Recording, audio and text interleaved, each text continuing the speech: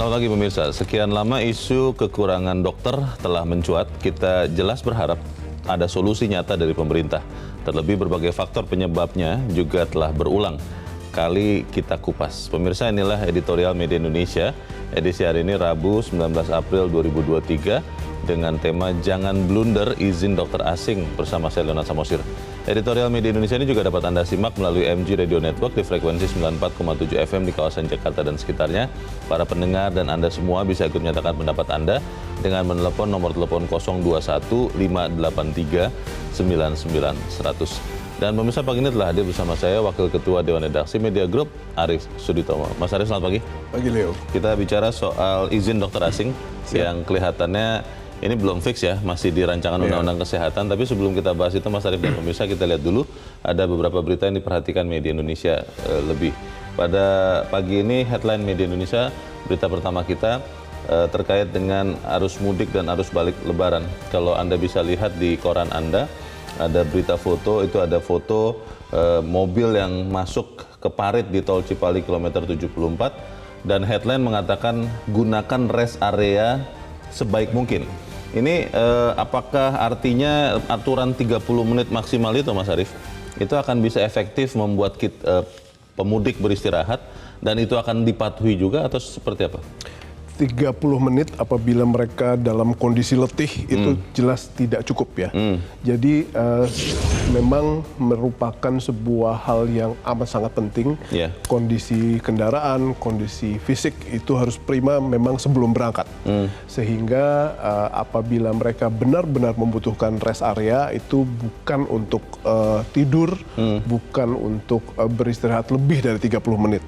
Jadi ini merupakan sebuah pengetahuan dan kesadaran yang harus diketahui sebelum berangkat. Jadi memang rest area dalam kondisi 123 juta jalan pergi ke daerah titik masing-masing dan sebagian besar ada di wilayah Jawa dan sebagian besar dari jumlah tersebut menggunakan transportasi darat dan kendaraan pribadi, itu merupakan salah satu kunci yang harus dijadikan bagian dari partisipasi publik. Mungkin ini akan menemui tantangan karena jangan-jangan sebagian besar pemudik tidak mau keluar biaya, misalnya begitu Mas, untuk keluar dari tol, istirahat di tempat penginapan misalnya, dan ingin mengejar waktu, tapi tidak mau juga mempersiapkan dirinya. Nah ini kan yang harus diantisipasi petugas. Bagaimana tuh Mas? Ya, ini juga salah satu contoh yang kita lihat di Harian Media Indonesia pada hari ini ya.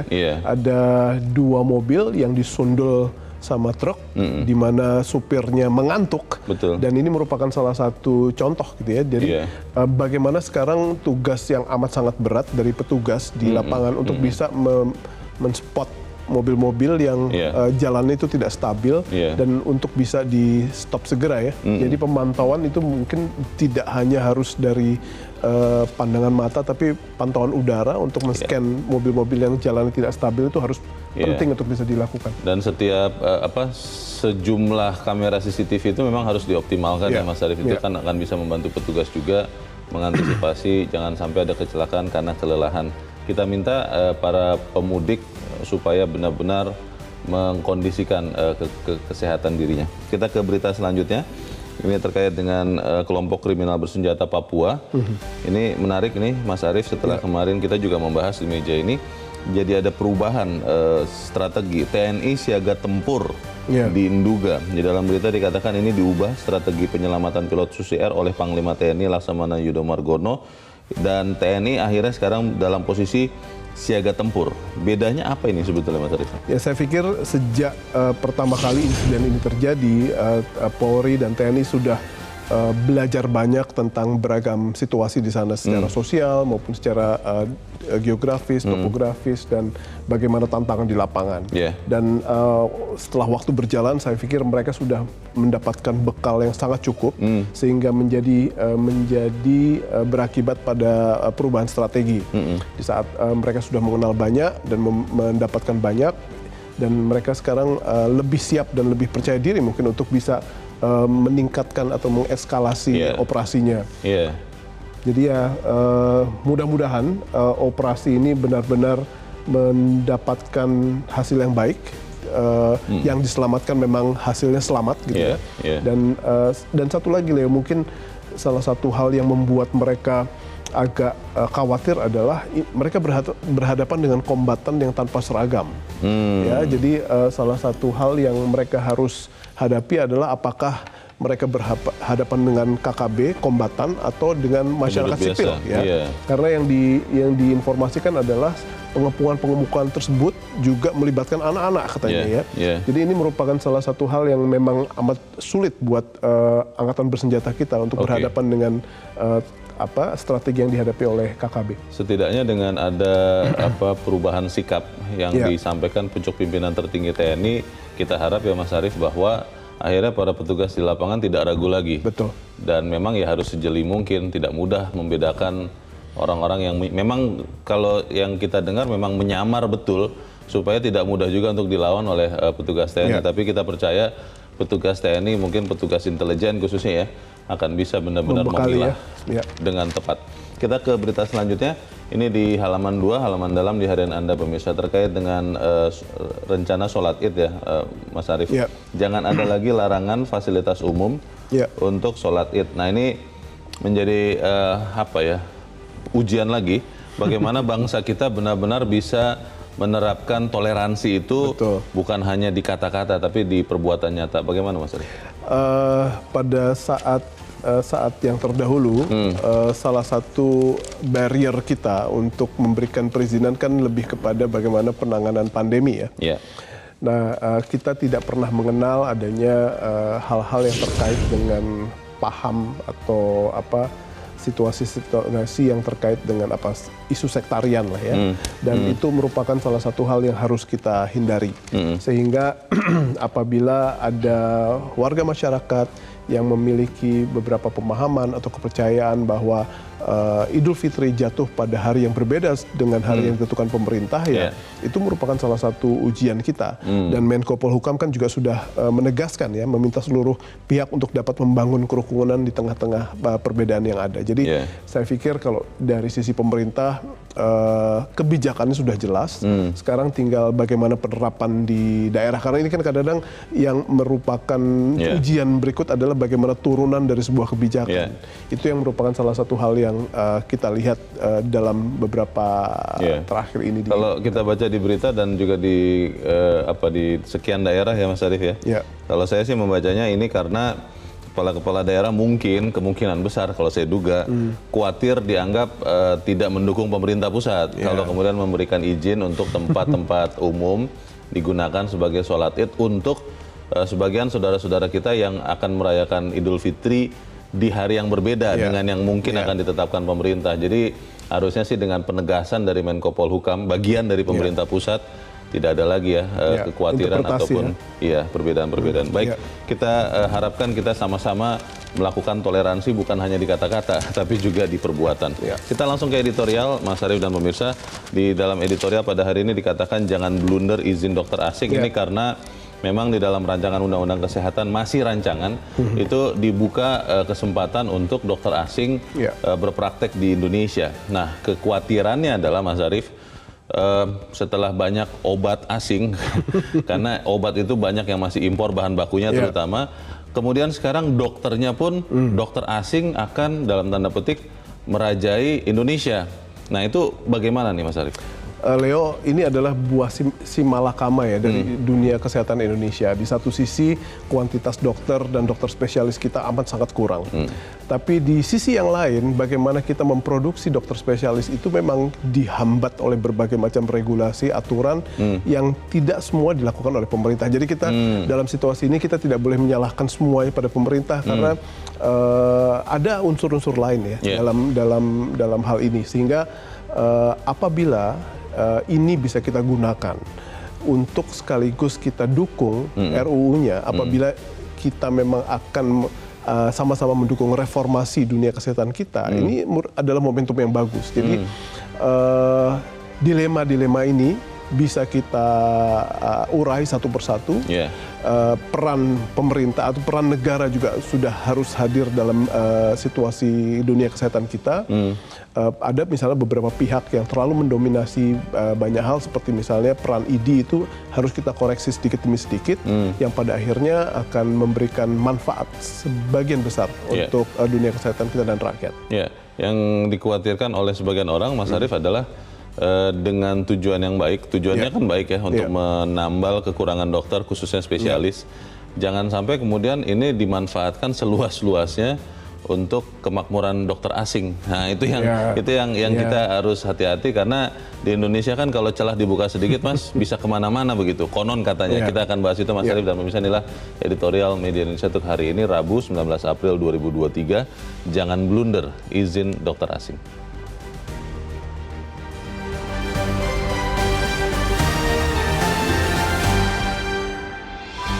Jangan blunder, izin dokter asing.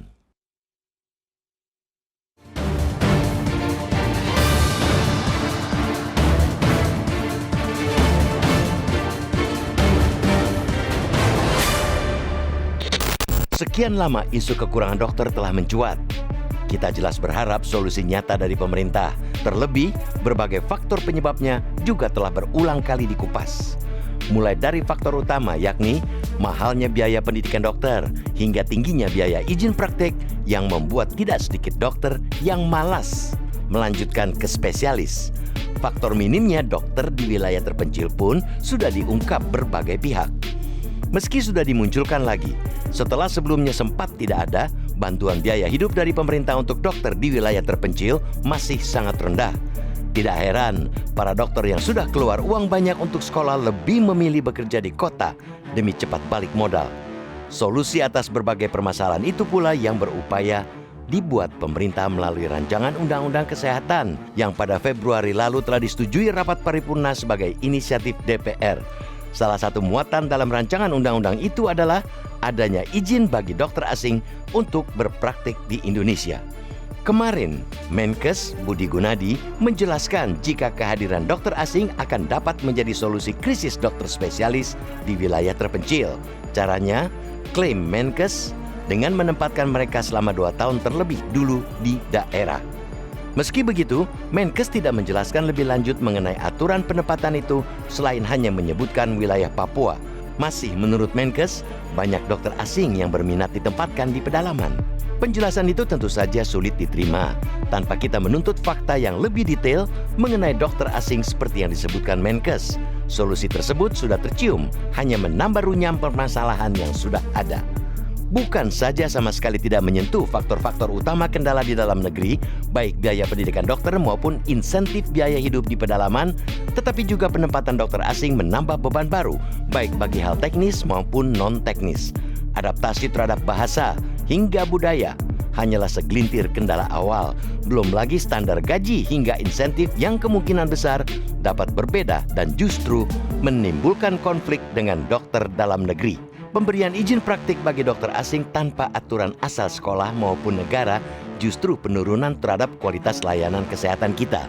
Negara kita bisa menjadi target bagi dokter-dokter yang sesungguhnya inkompeten dan dari sekolah medis kurang berkualitas meski berembel-embel luar negeri. Praktek seperti ini sudah banyak terjadi negara-negara dengan pasar bebas profesi. Ketika pemerintah menutup mata akan hal ini, maka sama saja dengan menempatkan bangsa dalam bahaya. Tidak heran negara seperti Filipina yang memiliki krisis dokter sama seperti di Indonesia sangat berhati-hati membuka praktik bagi dokter asing. Pemerintah Filipina hanya membuka izin praktik dokter asing dengan perjanjian bilateral. Dengan begitu, dokter asing yang bisa masuk hanya dari negara tertentu dan hanya dari sekolah kedokteran tertentu. Bukan itu saja, Filipina juga mensyaratkan perjanjian timbal balik. Artinya, dokter mereka juga harus bisa bersekolah maupun membuka praktik di negara mitra itu. Dengan cara itulah, transfer ilmu benar-benar dapat terwujud dan bukan semata harapan muluk para dokter asing dapat cuma-cuma berbagi ilmu dengan dokter tanah air. Namun bahkan sebelum mencetuskan solusi blunder dokter asing ini, akan lebih baik jika pemerintah berkaca pada negara serumpun, Malaysia. untuk menggenjot jumlah dokter spesialisnya. Alih-alih seperti di Indonesia, di mana dokter harus merogoh kocek dalam untuk sekolah spesialis, Malaysia justru menggratiskan lewat residensi training. Tidak hanya itu, dokter pun mendapatkan gaji dari rumah sakit tempat ia training tersebut. Mengenai izin praktek dokter asing, Malaysia pun setali dengan Filipina karena juga menerapkan aturan soal asal sekolah berikut syarat ketat lainnya. Memang, Menkes Budi beralasan negara ini membutuhkan waktu minimal 11 tahun lagi untuk menutup defisit jumlah dokter. Hal ini berdasarkan angka defisit dokter spesialis yang mencapai sekitar 25.000 orang. Kenekatan pemerintah mendorong izin praktek dokter asing tanpa kesiapan aturan lainnya justru semakin menguatkan kesan upaya liberalisasi dan kapitalisasi kesehatan lewat rancangan undang-undang ini. Sebab itu, kita meminta Menkes tidak hanya bertameng dengan angka kematian ribuan bayi gagal jantung maupun penyakit lainnya yang membutuhkan penanganan dokter spesialis. Jelas angka itu memprihatinkan dan juga membutuhkan solusi segera. Maka langkah awal yang semestinya harus cepat dilakukan adalah peningkatan bantuan biaya hidup bagi dokter pedalaman. Bahkan, jika pemerintah serius dalam mendorong distribusi dokter ke wilayah terpencil, maka bantuan biaya hidup semestinya dinaikkan berkali lipat dari yang tertinggi saat ini hanya di kisaran 6,4 juta rupiah daerah terpencil, kepulauan, dan perbatasan. Dengan medan dan risiko besar, sudah selayaknya dokter-dokter tersebut diperlakukan layaknya pahlawan dan diberi apresiasi berkali lipat. Tidak hanya itu, pemerintah harus menggenjot beasiswa kedokteran sebesar-besarnya. Para dokter pun dipastikan dapat melanjutkan ke jenjang spesialis dengan keringanan biaya. Cara inilah yang krusial untuk pemerataan pelayanan kesehatan kita yang lebih terjamin. Memaksakan izin dokter asing adalah jawaban blunder yang syarat risiko.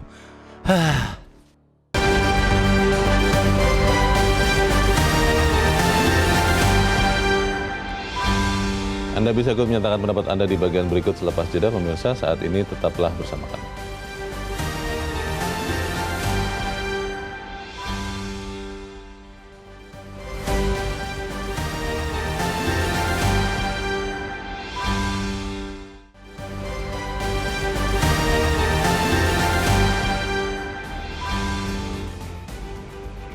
Terima kasih pemirsa, Anda masih bersama kami di Editorial Media Indonesia, dan sebelum kita berdiskusi lebih lanjut, Mas Arief, kita akan bertanya dulu. Saat ini kita sudah tersambung lewat saluran telepon dengan Dekan Fakultas Kedokteran Universitas Tarumanegara, Dr. Nur Sailan Tajudin. Dr. Sailan, selamat pagi. Selamat pagi, Pak Leo. Ya, Dr. Sailan, ini rancangan undang-undang kesehatan yang sedang digodok ya untuk menjadi undang-undang, membuka peluang bagi dokter asing untuk berpraktek di Indonesia. Menteri Kesehatan dalam beberapa kesempatan lanjutan mengatakan memang nanti akan diatur. Misalnya akan diatur katakan untuk berpraktek di Papua misalnya yang memang sangat kekurangan dokter. Kalau Anda sebagai teman sejawat begitu, Dok, Anda lihat aturan ini akan menguntungkan Indonesia karena faktanya memang kita kekurangan sekali dokter khususnya spesialis, atau bisa merugikan Dr. Sailan dan teman-teman sejawat dokter-dokter Indonesia? Bagaimana, Dok? Terima kasih. Pemirsa semua juga selamat pagi. Untuk RUU Kesehatan yang saat ini sedang heboh ya, untuk dokter asing itu sebetulnya alasan pemerintah kan bahwa kita kekurangan dokter. Kedua, terutama yang di pelosok-pelosok. Iya. Nah, kalau lihat seperti itu, memang kalau kita kekurangan dokter ya tenaga asing itu kalau mau memang untuk menutupi kekurangan itu baik sekali. Ya, terutama yang di pelosok-pelosok juga. Nah, tapi di RUU itu kan bukan cuma itu. Tenaga asing itu kan ada juga yang memang punya kompetensi yang baik ya, yang mungkin nggak ada di Indonesia untuk ahli teknologi dan ilmu pengetahuan. Nah itu kalau hal seperti itu ya sangat baik sekali untuk Indonesia. Ya. Oke. Kalau Anda melihat, Dok, ini kan disebut juga bahwa salah satu hambatan terciptanya atau tercetaknya dokter-dokter baru adalah karena izin yang kelihatannya sangat tidak mudah dan sangat tidak murah katanya begitu ya. Kalau menurut Anda, apakah dengan masuknya dokter asing, izin untuk menghasilkan dokter baru di Indonesia juga akan menjadi lebih tersimplifikasi karena dipaksa keadaan, karena ada kompetisi dari dokter asing, atau Anda lihatnya itu tidak akan berubah juga? Bagaimana, Dok? Nah, saat ini memang pendidikan dokter di Indonesia, terutama dokter spesialis ya memang kurang ya. Karena wahananya memang kurang juga, institusinya yang melakukan itu juga kurang. Nah, dengan sebetulnya sebelum ada aturan ini dari mungkin tahun lalu juga pemerintah udah memang mau mempercepat pendidikan dokter, terutama dokter spesialis, dengan membuka institusi pendidikan yang baru, terutama di luar daerah. Itu udah ada dari pemerintah memang. Dan mengarah ke hospital base mungkin untuk yang spesialis. Baik. Nah, itu akan jauh lebih mudah jadinya nanti ke depannya seperti itu. Oke. Jadi kalau menurut Anda ini bagus untuk izin dokter asing, tapi harus diatur detail seperti apa teknisnya begitu ya, Dokter Sailan ya? Betul, semuanya harus ada, mungkin ada peraturan pelaksananya yang lebih detail ya. Oke. Karena mereka mau masuk ke kita kayak Filipina tadi kan, harus ada perjanjian bilateral, kita juga bisa praktik di sana, Singapura juga gitu. Yang Singapura aja kalau nggak salah juga hanya universitas tertentu yang bisa berpraktik di sana. Jadi orang Indonesia yang ada di sana juga lulusan luar biasanya. Oke. Baik, kita ikuti nanti perkembangan seperti apa, karena ini masih rancangan undang-undang. Kita harap masukan-masukan ini juga diperhatikan para pembuat undang-undang. Untuk saat ini terima kasih Dekan Fakultas Kedokteran Universitas Tarumanegara, Dr. Nur Sailan Tajudin. Selamat pagi, Dr. Sailan. Menarik Mas Arief, dikatakan oleh ini teman sejawat, setuju tapi harus ada aturan rigid. Cuma betul. Kita akan bahas di bagian berikut selepas jeda, dan pemirsa tetaplah bersama kami. Editorial Media Indonesia segera kembali seusai Headline News pukul 7 waktu Indonesia Barat.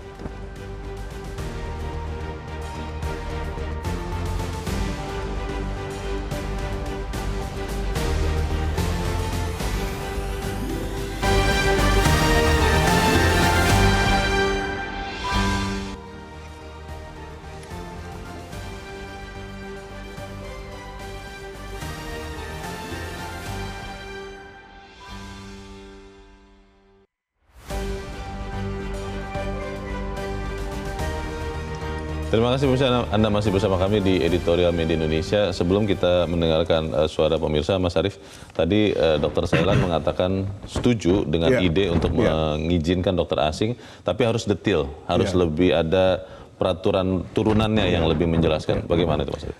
Peraturan pelaksana memang sangat penting di sini ya, karena gini, kita ini jangan sampai jadi sebuah negara yang sampai pada sebuah titik di mana dokter tetap kurang, kita anti kehadiran dokter asing, tapi di sisi yang lain kita juga tidak melakukan deregulasi atau mereform undang-undang kesehatan kita. Karena ujung-ujungnya kita akan tetap kekurangan dokter. Tadi kita sudah melihat bahwa contoh satu provinsi saja udah kekurangannya sangat-sangat banyak. Dan itu merupakan salah satu hal yang harus jadi kunci, bahwa kita akan membiarkan mereka masuk dengan peraturan-peraturan pelaksana yang ketat. Ya, karena di berbagai macam tempat kita bisa belajar best practice-nya seperti apa. Kurang lebih seperti itu. Iya, kalau kita melihat juga kan bahwa memang yang tadi dikatakan di bagian awal oleh Mas Arief, ini simalakama ya. Bagaimana kita benar-benar bisa tetap mendukung dokter lokal, tapi kebutuhan masyarakat untuk dokter spesialis itu harus dipenuhi. Itu praktisnya seperti apa itu ya Mas Arief? Karena begini Leo, salah satu hal yang kita hadapi adalah bagaimana produksi dokter dan dokter spesialis itu merupakan sebuah proses yang sangat panjang, sangat tidak mudah, dan sangat mahal. Dan dalam prakteknya, kita harus menekankan kehadiran negara dalam situasi ini. Karena kalau dominasi dari sebuah kebijakan atau rangkaian kebijakan ini tidak dikontrol oleh negara, dan negara tidak punya akses untuk membuat ini jauh lebih punya orientasi hasil, di mana kita harus menggenjot kuantitas dulu. Ini kita nggak akan mencapai sebuah titik di mana kuantitasnya tercapai gitu ya. Saya merasa bahwa apabila kuantitasnya sudah tercapai, kita baru akan sampai pada satu titik di mana kita akan kontrol kualitasnya. Tapi kalau kita mau mengontrol kualitas dan sementara kuantitasnya saja tidak bisa, ini merupakan salah satu hal yang amat rumit. Jadi itu yang harus kita fokuskan. Oke, itu logika normalnya begitu ya. Kita akan bertanya sekarang Mas Arief dan pemirsa bagaimana pendapat dari pemirsa Metro TV terkait dengan izin dokter asing ini. Kita saat ini sudah terhubung dengan pemirsa Metro TV di Batam, Kepulauan Riau. Ada Pak John Veto. Pak John, selamat pagi. Selamat pagi, Bung Leo. Selamat pagi, Mas Arief. Selamat pagi, Pak John. Ya, bagaimana Pak izin dokter asing menurut Anda nih, Pak? Ya, kalau kesehatan kan kita sangat itu kan kebutuhan yang hakiki itu setelah kesehatan. Cuma kita problemnya, Bung Leo, ya, contoh kayak di kami ini lah ada satu kabupaten itu dokter spesialis paru cuma 1 orang. Dan kemarin kan harus ada kita evaluasi waktu kita COVID itu kan yang dibutuhkan kan dokter paru. Malah kita cuma 1 orang di kabupaten kota. Jadi begini, kalau saya punya pendapat, memang betul dokter spesialis ini kan nggak mahal. Kalau ada peran pemerintah atau kepala daerah yang mengirimkan dokternya untuk ngambil spesialis di luar. Contoh, ada di Bukit Tinggi, Pak Mulyo. Yang kemarin ke Bukit Tinggi, berobat di Bukit Tinggi, ada nama dokternya dia di Sapar. Dia spesialis parunya di Amerika. Tapi dengan biaya pribadi sendiri nggak mahal juga berobat sama dia. Jadi pemerintah memang harus mulailah negara sebesar ini menyiapkanlah.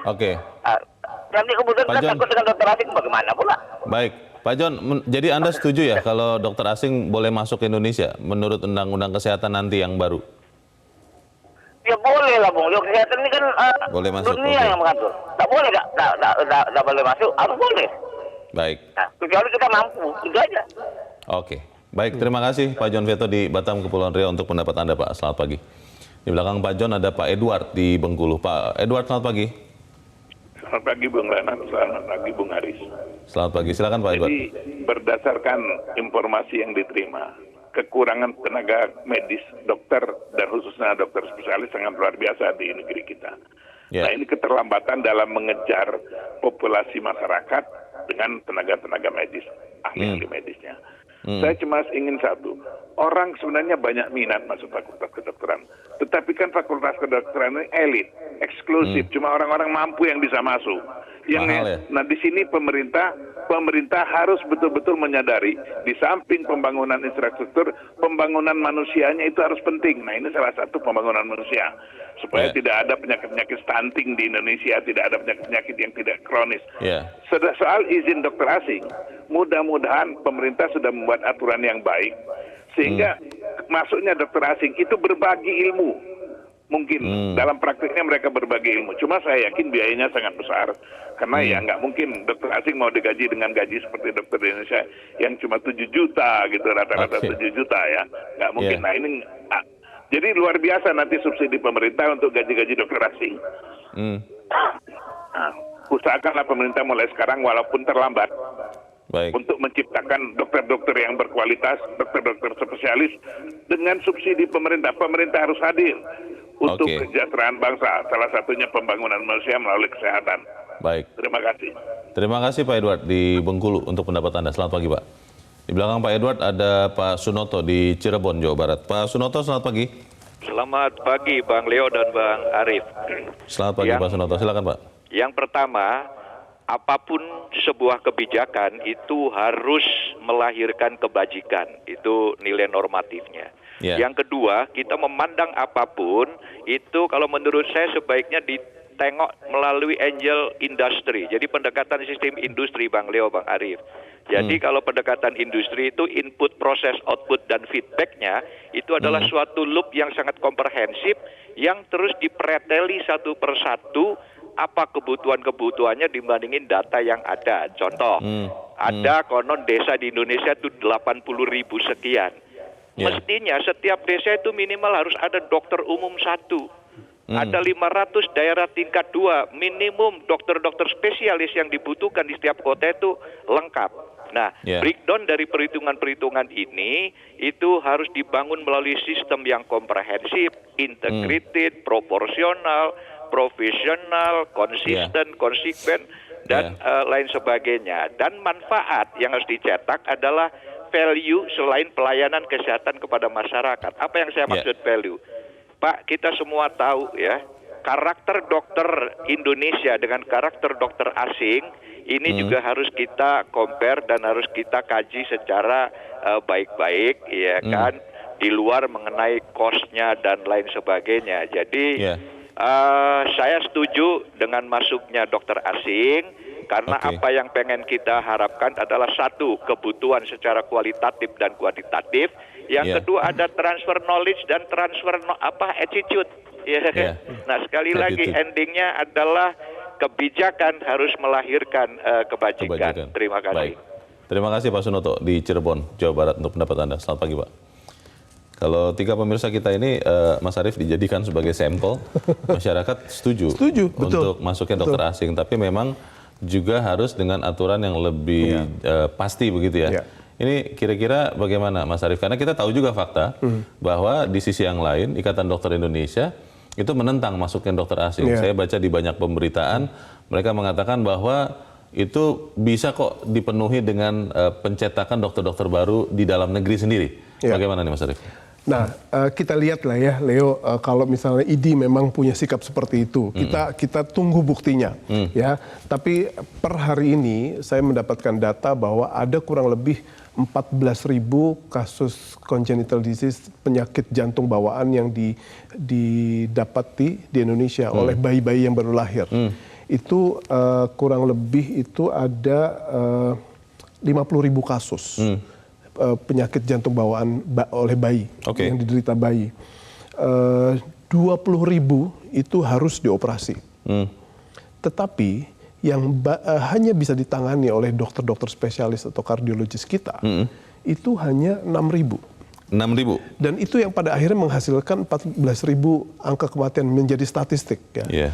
Jadi ini merupakan salah satu hal yang kita harus hadapi. Plus ditambah lagi kalau kita ngomong statistik, kita ini cuma punya 54.000 dokter spesialis untuk 280 juta jiwa. Jadi apa yang kalau kita per jiwa, per populasi, hanya ada 2 dokter spesialis per 10.000 orang. Gitu ya. Jadi ini merupakan salah satu hal yang harus dijawab oleh ID selama ini. Apa yang harus mereka lakukan, karena pada dasarnya berbagai macam aturan, berbagai macam regulasi, izin, rekomendasi itu ada di tangan mereka. Dan ini merupakan salah satu titik di mana kita harus membuktikan bahwa negara harus hadir. Pemerintah harus menjadi pihak yang pada akhirnya memegang otoritas tersebut, bukan ID. Jadi ini merupakan salah satu hal yang sekaligus bisa jadi momentum ya, bahwa status quo ini harus segera dirombak ya, harus direform segera agar manfaat yang sebaik-baiknya yang pada akhirnya berpengaruh pada produksi dokter dan dokter spesialis atau tenaga kesehatan itu bisa kita akselerasi dengan deregulasi ini atau justru dengan reformasi total di dunia kesehatan kita melalui rancangan undang-undang kesehatan. Ini kan banyak masalah kelihatannya Mas Arief ya untuk memproduksi terlalu banyak dokter dan juga dokter spesialis sehingga akhirnya membuat pemerintah, Menteri Kesehatan mengizinkan dokter asing di rancangan ya. Ini masih rancangan, belum disetujui. Pertanyaannya Mas Arief, kalau kemudian nanti ternyata rancangan undang-undang itu diubah atau tidak disetujui masuknya dokter asing, mungkin karena permintaan dari dokter-dokter lokal, ya karena mungkin ada kekhawatiran kalau dokter asing masuk dengan pelayanan yang lebih baik begitu, mereka walaupun kalah bersaing. Ilmunya sama, pasiennya pada pindah begitu. Kita bicara real saja. Itu kalau kemudian ternyata rancangan undang-undangnya disusupi dan kemudian dokter asing tetap dilarang untuk beroperasi di Indonesia, itu apa akibatnya untuk masyarakat yang memang saat ini sedang sangat kekurangan dokter khususnya spesialis? Ya, ID harus jawab. ID harus bisa membuktikan bahwa mereka kooperatif gitu ya. Kalau misalnya sekarang salah satu hal yang ingin dideregulasi oleh pemerintah melalui rancangan undang-undang ini adalah STR.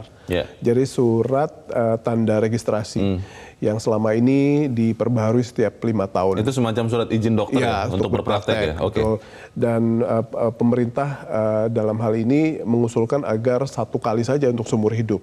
Mungkin nanti ada beberapa peraturan pelaksanaan atau turunan yang akan menghadirkan proses semacam akreditasi berkala gitu ya. Yang saat ini surat itu harus setiap tahun 5 tahun. Oh, 5 tahun diperbaharui. Dan ini merupakan salah satu hal yang juga pada dasarnya harus dijawab oleh mereka. Dan sekarang kalau misalnya kita mau bilang tentang produksi dokter dan dokter spesialis, di Indonesia itu hanya ada kita punya 92 fakultas kedokteran, tetapi hanya ada 20 fakultas kedokteran yang beroperasi. Sehingga ini merupakan salah satu hal juga yang harus dijawab oleh pemerintah gitu ya. Bersama-sama dengan ID, bagaimana pada akhirnya sinergi mereka antara ikatan dengan pemerintah itu bisa mengakselerasi lewat jalur pendidikan. Karena dalam situasi seperti ini kita tidak bisa memisahkan jalur pendidikan dengan bagaimana setelah mereka lulus gitu ya. Dan ini merupakan salah satu hal kesatuan yang harus didukung oleh ID, karena apabila mereka tetap punya kekuasaan yang besar, tetapi tidak mengakselerasi ini semua, tidak mau direformasi, saya pikir ya kita akan berjalan di tepat. Ditambah kita menolak asing. Jadi manfaatnya tidak akan berdampak positif pada masyarakat. Kalau opsi pertama tadi bahwa undang-undang rancangannya itu diubah, dokter asing tidak bisa masuk. Kalau opsi kedua ternyata misalnya itu menjadi undang-undang, Mas Arief. Dokter asing bisa masuk. Tapi kan di beberapa penjelasan Menteri Kesehatan mengatakan spesifik ya, bahwa misalnya wilayah-wilayah yang kekurangan dokter, Papua misalnya, apakah dokter-dokter asing itu akan misalnya mau masuk ke Indonesia? Tadi Pak Edward yang mengatakan dengan besaran gaji yang sudah sempat tersebut sekian juta rupiah, apakah dokter-dokter asing itu memang mau masuk ke daerah-daerah dalam tanda petik pelosok yang mungkin juga susah juga untuk dijangkau dengan penghargaan yang tidak mereka dapatkan di negaranya? Saya justru khawatir kalau mereka mau masuk ke wilayah Papua, apa yang terjadi sama dokter-dokter kita? Iya, itu pertanyaan besar ya. Jadi saya pikir tidak perlu separanoia itu ya. Karena kalau saya lihat dokter asing pasti ya yang hadir pasti spesialis. Spesialis itu pun pasti spesialis tertentu. Dan yang akan hadir pasti yang akan bercokol pada kota-kota tertentu. Jakarta, Surabaya, Medan gitu ya. Tidak akan mereka mau pergi ke pelosok-pelosok. Tapi begitu mereka mau, saya pikir itu ancamannya sebenarnya gitu ya. Nah, salah satu hal yang juga harus digarisbawahi dalam hal ini bagaimana nanti pemerintah mengatur peraturan-peraturan turunan dan pelaksanaannya adalah azas resiprositas gitu ya. Tanpa situasi yang resiprok, ini tidak akan bisa memberikan keadilan buat industrinya. Tadi ada yang bilang bahwa ini harus jadi industri gitu ya. Oke, kalau ini mau jadi industri, bagaimana produksi sampai nanti mereka lulus, mereka praktek itu menjadi sinergi antara pemerintah dan ID dalam sebuah kebijakan. Baik, di bagian berikut kita coba akan usulkan langkah konkret ya Mas Arief. Karena jangan sampai kemudian sudah kita bicarakan sama sekali tidak ada juga yang menjadi sesuatu kita, tapi harus jeda dahulu. Dan pemirsa tetap bersama kami, Editorial Media Indonesia segera kembali.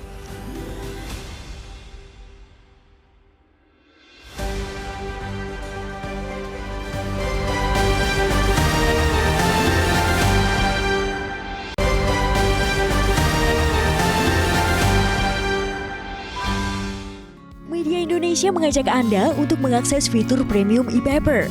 Dengan sajian konten berbasis intelektual dan meneguhkan kebangsaan, Media Indonesia tampil dengan lebih dinamis melalui e-paper Media Indonesia yang dapat Anda akses kapan saja, di mana saja. Caranya mudah, download aplikasi Media Indonesia di Android atau ketik link e-paper.mediaindonesia.com atau bisa scan QR Code pada layar kaca Anda. Klik tab e-paper di bagian samping layar tablet Anda, daftarkan data diri, serta pilih paket berlangganan e-paper Media Indonesia sesuai dengan kebutuhan Anda. Nikmati juga bonus spesial tambahan 4 halaman rubrik fokus setiap hari. Semua bisa Anda dapatkan hanya di e-paper Media Indonesia.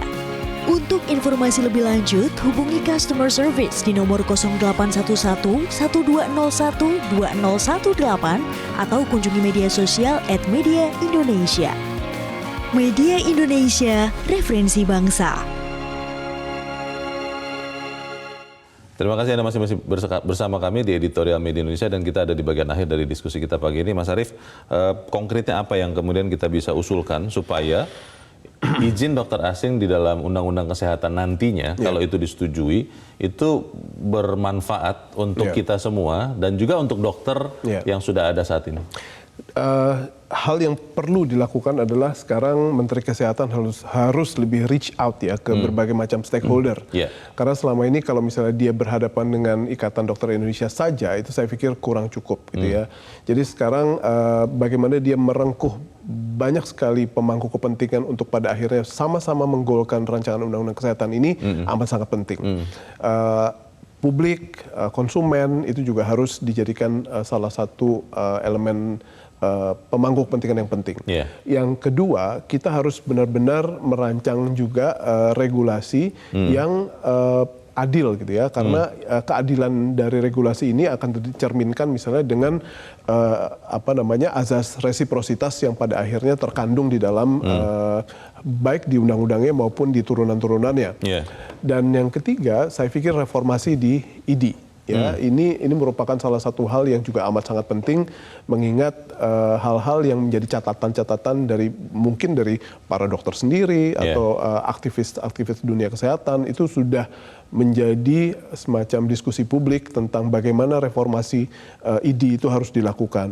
Karena kita sudah mendapatkan kemarin ID sempat di-challenge ada organisasi baru yang pada akhirnya lahir akibat berbagai macam status quo yang pada akhirnya mereka pertahankan secara mati-matian, dan itu merupakan salah satu hal yang harus kita address sekarang, karena kalau tidak kita akan begini terus dan korbannya siapa? Korbannya publik. Salah satu yang menjadi alasan utama tadi sempat dibahas juga oleh para pemirsa kita, Mas Arief, bagaimana susahnya kita mencetak dokter, apalagi spesialis adalah karena mahalnya biaya. Dan ini kan harusnya juga menjadi concern pemerintah supaya kemudian lebih banyak lagi dokter lokal yang bisa diproduksi. Ada solusi tidak kira-kira untuk biaya mahalnya pendidikan dokter ini? Saya pikir salah satu hal yang pemerintah sudah gariskan adalah beasiswa. Dan mungkin akan bisa lebih baik lagi apabila ini tidak hanya sekedar beasiswa ya, tapi juga bagaimana subsidi itu bisa disalurkan lewat dunia pendidikan misalnya. Jadi itu merupakan salah satu hal yang bisa kita dapati, sehingga biaya kuliah, biaya praktek itu kalau misalnya kita bisa cukur dari awal, itu akan mengurangi proses pendidikan biaya tinggi di Fakultas Kedokteran. Dan insentif-insentif yang pada akhirnya bisa disalurkan kepada misalnya mahasiswa berprestasi dengan latar belakang yang kurang mampu, itu juga harus bisa diberikan jadi di depan gitu ya, sehingga beasiswa, subsidi dan insentif itu bisa digabungkan untuk kita pada akhirnya punya produksi dokter yang cukup. Kita harapkan apa yang kita sampaikan ini juga benar-benar bisa juga menjadi masukan bagi kita semua. Mas Arief Suditomo, terima kasih sudah ada di tempat ini. Selamat pagi, Mas. Terima kasih, Leo. Pagi. Pemirsa, pemerintah yang berniat untuk mendorong izin praktek dokter asing tanpa kesiapan aturan lain bisa menguatkan kesan adanya liberalisasi atau kapitalisasi kesehatan lewat rancangan undang-undang. Pemerintah harus menggenjot beasiswa kedokteran sebesar-besarnya. Para dokter pun dipastikan dapat melanjutkan ke jenjang spesialis dengan keringanan biaya.